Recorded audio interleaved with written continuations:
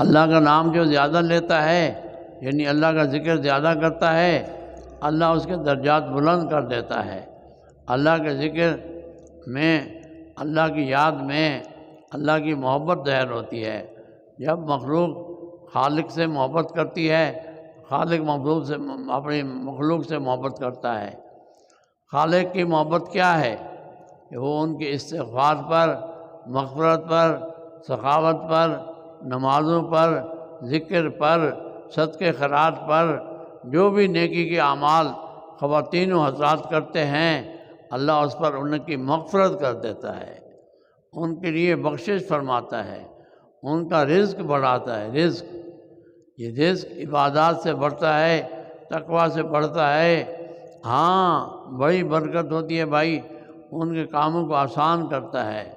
بہاؤالدین زکریا نقشبند، ان کے اللہ نے ہمارے اکابرین کو، اولیاء کو بھی بڑی بڑی دنیا کی دولتیں دی ہیں۔ یہ دنیا کی دولت اللہ کی مرضی پر ہے، پر جس نے اس کا صحیح استعمال کیا تو دنیا کی دولت بھی جنت کا ذریعہ بنتی ہے۔ ان کے اس وقت جہاز چلتے تھے۔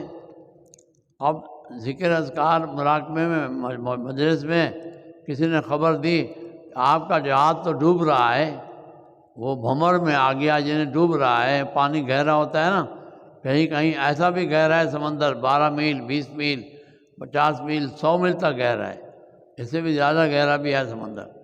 تو وہاں پھر جہازوں کا اللہ حافظ ہوتا ہے، اللہ ان کو پاس کر دے تو پاس ہو جاتے ہیں، اگر پھنسا دے پھر نکلنا مشکل ہوتا ہے۔ تو انہوں نے تھوڑی دیر مراقبہ فرمایا، مراقبے بعد فرمایا الحمدللہ۔ کیا فرمایا؟ اور ہم تو رونے دھونے میں لگ جاتے ہیں۔ ظاہر جہازوں میں بھی لاکھوں کا سامان ہوتا ہے بھائی۔ اللہ کی شان۔ کچھ دیر بعد جہاز کو اس گہرے پانی سے اللہ نے نکال دیا، اس بھومر سے نکال کر لنگر انداز کر دیا، اور خیریت سے سامان بھی جو حضرت کا سامان جہاز میں تھا، وہ جہاز بھی سلامت باکرامت کنارے پر لنگر انداز ہو گیا۔ پھر ساتھی آیا، کہنے لگا مبارک ہو۔ کیا بات ہے بھائی وہ جہاز جو آپ کا تھا نا، وہ صحیح معنی لنگر انداز ہو گیا ہے، سلامتی کے ساتھ، اسباب سب سلامت ہیں۔ حضرت پھر مراقبہ فرمایا، پھر فرمایا الحمدللہ۔ کیا فرمایا؟ الحمدللہ۔ ساتھی کہنے لگے جو دوسرا الحمدللہ ہے وہ تو سمجھ میں آتا ہے، حضرت کا جہاز سلامت باکرامت لنگر انداز ہوا، سامان اسباب سلامت، خوشی کی بات ہے۔ جو پہلا الحمدللہ ہے نا ڈوبتے کا، وہ سمجھ میں نہیں آیا۔ ساتھی کہنے لگے حضرت بھی جواب دیں گے تو صحیح جواب ملے گا، آنے ٹھکانے سے جواب صحیح نہیں ہوتے، کبھی غلط، اکثر غلط ہوتے ہیں، کبھی صحیح بھی ہوتے ہیں، اکثر غلط۔ ایک ساتھی نے کہا میں حضرت سے معلوم کر لوں؟ ساتھی نے کہا معلوم کر لو۔ تو حضرت بابا سے ساتھی نے کہا حضرت ایک سوال ہے، ساتھی تھوڑا کشمکش میں مبتلا ہیں، آپ اگر جواب دینا پسند کریں تو میں سوال کر لوں؟ حضرت نے اجازت دے دی کہ ٹھیک ہے بھائی آپ سوال کر لو، ہم جواب دے دیں گے آپ کو۔ ان کا دوست کہتے ہیں جب تو آپ کا جہاز ڈوب رہا تھا، اسباب بھی ڈوب رہے تھے، تو سب کو خبر دی گئی کہ جہاز بھمر میں ہے، پھنس گیا ہے، تو آپ نے الحمدللہ پڑھا، وہ سمجھ میں نہیں آیا۔ اور جو دوسری دفعہ جب خبر آئی ہے کہ اللہ نے فضل کر دیا، آپ کے اسباب جہاز سب سلامتی کے ساتھ لنگر انداز ہو گئے، تو وہ تو سمجھ میں آ گیا کہ شکریہ ہے، شکرانہ ہے، اللہ پاک کا فضل ہے، جو بھی ہے خوشی کی بات ہے۔ حضرت نے کہا بھائی نہ تو میں نے ڈوبنے کا الحمدللہ پڑھا ہے، اور نہ میں نے جہاز کے لنگر انداز ہونے کا الحمدللہ پڑھا ہے۔ تو ساتھی کہنے پھر تو دونوں سمجھ میں نہیں آئے، پہلے تو ہم خوش تھے کہ دوسرا سمجھ میں آ گیا، پہلا نہیں آیا، لیکن اب تو بات وہیں پہنچی جہاں سے شروع ہوئی کہ سمجھ میں کچھ بھی نہیں آیا پھر ہمارے، تو ہم تو کہیں اور ہیں، آپ کی نظر کہیں اور ہے، تھوڑی وضاحت فرما دیں۔ تو حضرت بہاؤالدین زکریا نے فرمایا بھائیو ہمارا معاملہ تو اللہ سے لگا رہتا ہے، ہمہ وقت دل اللہ کی طرف متوجہ، اللہ اللہ پڑھتا ہے، اللہ اللہ کہتا ہے، اللہ اللہ ہوتا ہے، اللہ اللہ کی فضا دل کے اندر اللہ نے بنا دی ہے۔ تو بس ہر وقت اسی کے ساتھ اٹیچ ہو گیا ہمارا دل، ہر وقت وہ اللہ اللہ اللہ، آپ بھی کہہ دیجئے اللہ اللہ اللہ کرتا ہے۔ تو میں جب آیا نا پریشانی کا پیغام کہ جہاز بھی آپ کے اسباب بھی سارے ڈوب رہے ہیں، تو میں نے اللہ سے طرف دیکھا کہ کیا میرا دل اس پریشانی میں اللہ کی یاد چھوڑتا ہے یا اللہ کی یاد میں لگا رہتا ہے۔ جائزہ لیا تو دل میرا اللہ اللہ کرتا تھا، اس کی رفتار ایک سی تھی، اس میں کوئی پریشانی کا اثر نہیں آیا تھا، جہاز کے اسباب کے نقصان کا ڈوبنے کا کوئی اثر نہیں تھا۔ تو میرا دل جو تھا وہ برابر اللہ کی یاد میں مصروف تھا اور برابر اللہ اللہ کرتا تھا۔ تو میں نے اللہ کا شکر ادا کیا، میرا اللہ تیرا میرا معاملہ اتنا اچھا بن گیا، اب دنیا آوے یا جاوے، ڈوبے یا بچے، میرے دل کے اندر جو تیری محبت ہے، تیری یاد ہے، تیری عقیدت ہے، تجھ سے تعلق ہے، وہ رواں دواں رہتا ہے۔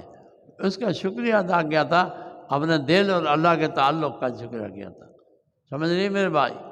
تو پھر جب تم کچھ دیر بعد خبر لائے اور پھر میرے پاس خبر پہنچی کہ بھائی مبارک ہو، آپ کے اسباب جہاز سارے سلامت ہیں اور لنگر انداز بھی ہو چکے، اب جو اس کے آگے ذرائع مفاد منافع جو بھی ہے وہ تو پھر رہتی ہر دنیا میں اپنے اوقات کے مطابق چلتی رہی ہے۔ تو میں نے پھر دیکھا دل کہیں خوشی میں غفلت کی طرف تو نہیں گیا، غمی میں تو میں نے دیکھا تھا ٹھیک تھا، خوشی میں دیکھا دل کو۔ اللہ سے جو تعلق ہے وہ قائم دائم ہے یا نہیں ہے، تو دیکھا دل اسی طرح اللہ اللہ اللہ اللہ کرتا تھا، دل رواں دواں تھا اللہ کی یاد میں، اس میں کوئی رنگ خوشی کا نہیں آیا، کوئی رنگ غمی کا نہیں آیا، ہمہ وقت ہمہ تن ہمہ صورت میں اللہ اور میرا رابطہ دل کا جو تھا وہ قائم اور دائم اور مضبوط سے مضبوط تھا، کمی نہیں آئی۔ تو میں نے اس کا اللہ کا شکر کیا کہ میرا اللہ تو نے میرے دل کو اپنے ساتھ ایسا جوڑ دیا، اب وہ تیرے ساتھ ایسا جڑ گیا، تیری یاد میں ایسا لگ گیا، تیری محبت میں ایسا بن گیا، اب اس میں دنیا کا غلبہ نہیں آتا۔ دنیا اگرچہ ہے، دنیا آتی جاتی رہی ہے، آ رہی ہے، جا رہی ہے، وہ اسباب دنیا کے کام نظام چل رہے ہیں، لیکن تیرا میرا معاملہ الحمدللہ ٹھیک ہے، اس میں کوئی گڑبڑ خلل نہیں آیا۔ میرا دل تیری یاد میں ہر وقت لگ چکا، وہ نہ دن کو رکتا ہے نہ رات کو، نہ غمی میں نہ خوشی میں، نہ تنگی میں نہ خوشحالی میں، ہر حال میں تیرے ساتھ رواں دواں ہے۔ تو میں نے اس کا شکریہ ادا کیا۔ تب ساتھی کو سمجھ آئی اللہ والوں کا دل دنیا میں رہ کے دنیا کے ساتھ نہیں ہوتے، دنیا میں رہ کے اللہ کے ساتھ ہوتے ہیں۔ اللہ ہمارے دلوں کو بھائی ایسا بناوے کہ اللہ والوں کے ساتھ، اللہ کے ساتھ ہمارا دل جڑ جامے، آخرت کے ساتھ، جنت کے ساتھ، پیارے نبی کے ساتھ، صحابہ کے ساتھ، اولیاء کے ساتھ، ائمہ فقہاء، جتنے بھی بزرگان دین ہیں ان کا دل جڑ جاوے۔ ہمارے سلسلے کے ایک بزرگ گزرے ہیں جو حضرت مولانا رشید احمد گنگوئی سے پڑھے ہوئے ہیں۔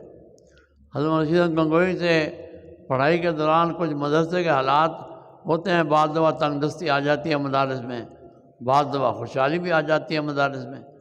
تو کچھ تنگ دستی آ گئی، جب تنگ دستی آ گئی حضرت گنگوئی صاحب نے طلباء سے فرمایا کہ اب ہمارے حالات جو ہیں نا ادارے کے وہ بہتر نہیں رہے، اسباب ہمارے وہ نہ ہونے کے برابر ہو گئے، ہم مدرسے کو کچھ دن کے لیے جب تک ہمارے حالات اچھے نہیں ہوتے ہم بند کرتے ہیں۔ تو اس لیے طلباء کو اجازت ہے، طلباء اپنے اور اداروں میں جیسے بھی ہے اپنا فیصلہ کریں، ہماری طرف سے اجازت ہے۔ تمام طلباء چلے گئے، لیکن ایک طالب علم نے کہا میں نہیں جاؤں گا۔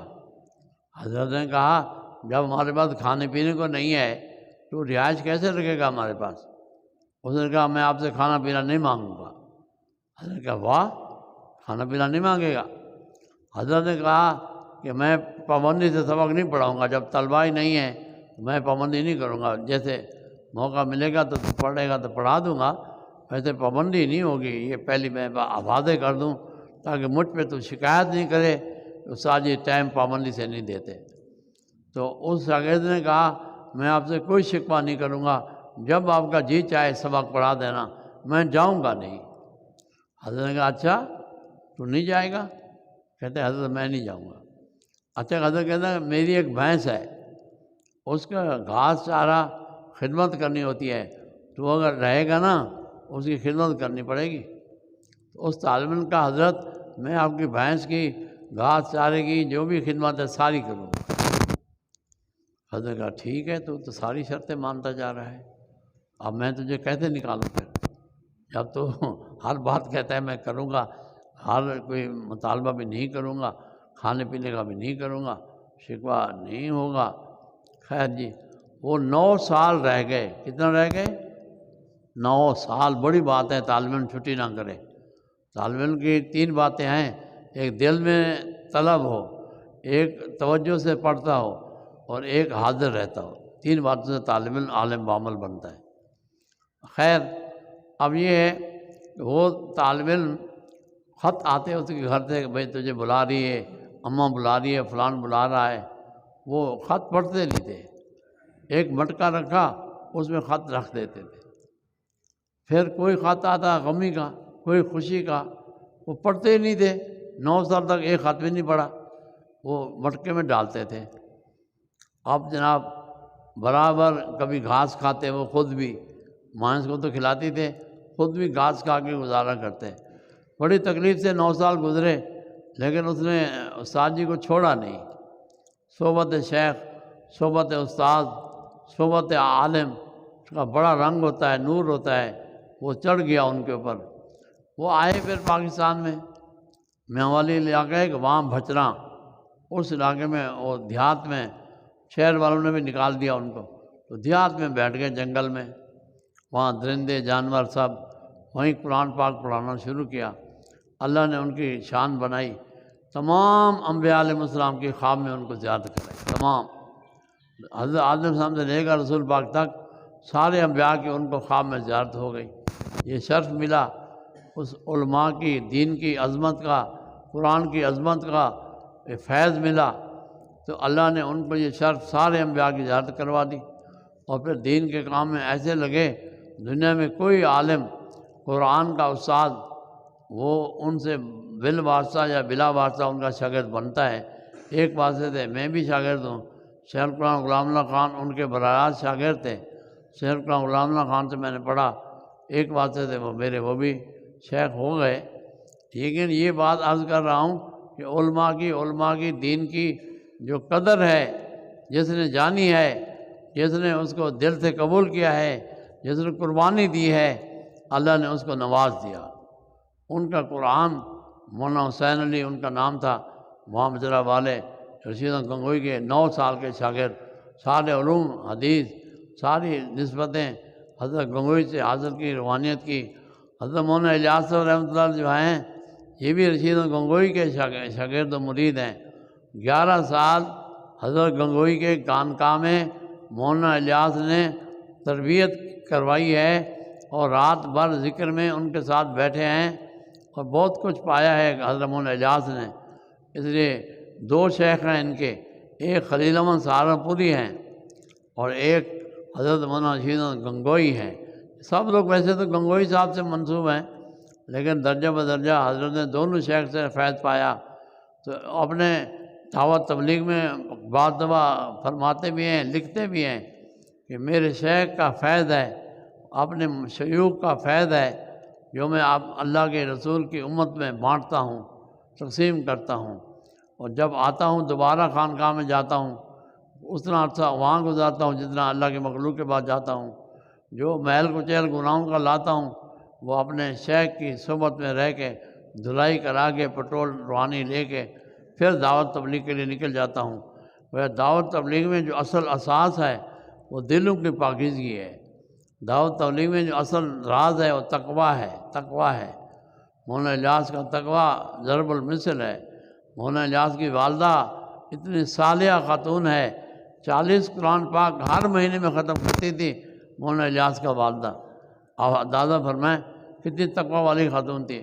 میں ان کے وظائف پڑھ رہا تھا تو 5-5 10-10 ہزار کا ایک وظیفہ ہے، تو میں نے اندازہ کیا یہ والدہ جو ہے انہوں نے الیاس کی ایک دن میں 1,00,000 یا 50,000 تو کم سے کم وظیفہ کرتی تھی اور 40 قرآن پاک ختم کرتی تھی، اعتکاف کبھی نہیں چھوڑتی تھی، اور اس کی کیا کیا باتیں بندہ بتائے۔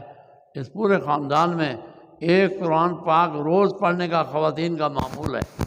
اور دادی صاحبہ جو ہیں وہ 40 کرتی تھی، وہ 40 پارے پڑھتی تھی۔ باقی خواتین جتنے بھی ہیں، حضرت کی صاحبزادیاں یا گھر والے جتنے بھی ہیں، سب کی عادت بن گئی 30 پارے روز پڑھنے کی۔ مولوی ذکر صاحب اپنے بارے کہتے ہیں، میرے والد نے ایسا استاد تلاش کیا تو 30 پارے روز مجھے کھڑا کر کے سنتا تھا۔ مجھے کہتا تھا زکریا بیٹھ کے پڑھنے سے سستی آتی ہے، کھڑے ہوئے پڑھنے سے چستی آتی ہے، لہٰذا ایسا کرو کھڑے ہو جاؤ، بسم اللہ کرو الحمد شریف سے، ورنہ سنا دو، پھر آپ کی چھٹی ہے۔ اب یہ 8-10 گھنٹے کا وقت لگتا ہے قرآن پاک پورا پڑھنے میں، تو مولانا زکریا 8-10 گھنٹے روزانہ کھڑے ہو کے اپنے استاد کو 30 پارے سنایا کرتے تھے، اور وہ استاد سنتے تھے۔ عجیب ایک جگہ لکھتے ہیں، میں نے پڑھا ہے، حضرت کہتے ہیں میرے استاد بیمار ہو گئے، انسان ہے کبھی بیمار بھی تو ہو جاتا ہے، تو بیمار ہو گئے۔ میرے ساتھیوں نے کہا آج استاد کی طبیعت ناساز ہے، وہ چار پہ بھی لیٹے ہوئے ہیں استاد صاحب، آج سبق تو نہیں ہوئے گا۔ میں نے کہا بھائی ایسا کچھ نہیں کہنا، پہلے میں معلوم کرتا ہوں جا کر۔ ساتھی نے کہا جاؤ استاد سے بات کرو کہ آج آپ کی طبیعت ناساز ہے تو آج سبق نہیں ہوگا۔ وہ کہنے پھیکا منہ بنا کے میں بھی پہنچ گیا۔ میں نے کہا استاد جی آپ کی طبیعت تو ناساز ہے نا، آج تو سبق نہیں ہوئے گا۔ ساتھی پوچھ رہے ہیں مجھے بھیجا ہے، آپ فرمائیں آج کیا ہوگا؟ استاد نے کہا ہاں ٹھیک ہے، میری طبیعت تو ناساز ہے، ماشاءاللہ آپ حضرات کی طبیعت تو ٹھیک ہے، آئیے آپ کھڑے ہو جائیے، آپ بسم اللہ الحمد پڑھ کے ورنہ تک سنائیے، آپ کھڑے کھڑے سنا دیں میں لیٹے لیٹے سن لوں گا۔ ارے اس دن حضرت کہتے ہیں سب نے کہا بھی آج کے بعد استاد صاحبہ نے ایسا ڈھونڈا ہے، یہ استاد 30 بار سے کام سنتا بھی نہیں ہے اور بیمار حالت میں چھوڑتا نہیں ہے، آؤ کھڑے ہو جاؤ سناؤ، اور آئندہ چھٹی کی امید نہیں کرو۔ پھر زندگی بھر ہم نے چھٹی کی امید چھوڑ دی کہ یہ استاد چھٹی دینے والا نہیں ہے۔ یہ علم ایسی مشقت سے آیا ہے، پڑھنے والوں نے پڑھانے والوں نے بڑی قربانیاں دی ہیں میرے بھائی۔ یہ دین ہمارا آسان ہے، لیکن اس کے اوپر حاصل کرنے میں، سیکھنے میں، سکھلانے میں بہت محنت لگی ہے۔ جو بھی جس فن میں، چاہے آپ دنیا کے کمالات بھی گنواؤ گے نا، ہم اس کو مانتے ہیں، ایسی بات نہیں، وہ کمالات اپنی جگہ ہیں۔